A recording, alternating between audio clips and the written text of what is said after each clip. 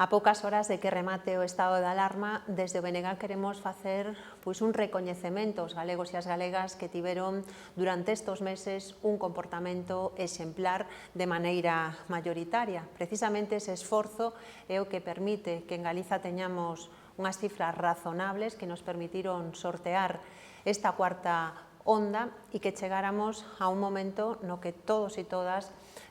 desexábamos e que pode empezar a producirse unha desescalada e, desde logo, creemos que é importante que camiñemos de maneira segura nesta desescalada para non botar pola borda ese esforzo, ese sacrificio e que non haxa ningún paso atrás. Sigue sendo necesaria a precaución porque aínda temos moi pouca poboación inmunizada. De feito, o 80% da poboación galega non ten unha inmunización completa e, polo tanto, é necesario manter a precaución para non botar pola borda o esforzo realizado ao longo desos meses. E neste contexto, desde o BNG queremos facer dúas propostas. A primeira é que a mobilidade entre territorios só se faga entre aqueles que teñen a mesma incidencia de contaxios para evitar que tiremos pola borda todo o que conseguimos co esforzo dos galegos e das galegas. Creemos que esta é unha medida importante para protexer a poboación e que o Goberno galego debería de priorizar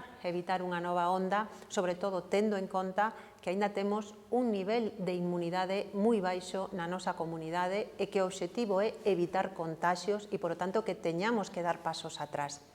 E a segunda proposta é eliminar as discriminacións entre diferentes establecementos hosteleiros. Non hai ningunha razón obxectiva que xustifique esa medida que adoptou o Goberno galego e nós o que pedimos é que restaurantes, cafeterías e bares poidan ter o mesmo horario e traballar, porque o sector da hostelería foi un sector que nos demostrou a súa responsabilidade nesta crise, que está sufrindo as consecuencias das restriccións e que xusto neste momento de desescalada o que necesitan é que se lles deixen traballar